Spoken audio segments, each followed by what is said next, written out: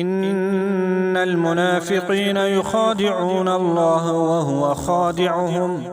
وإذا قاموا إلى الصلاة قاموا كسالى يراءون الناس ولا يذكرون الله إلا قليلا مذبذبين بين ذلك لا إله هؤلاء ولا إله هؤلاء ومن يضلل الله فلن تجد له سبيلا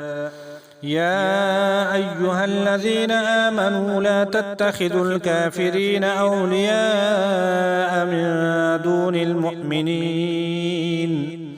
أتريدون أن تجعلوا لله عليكم سلطانا مبينا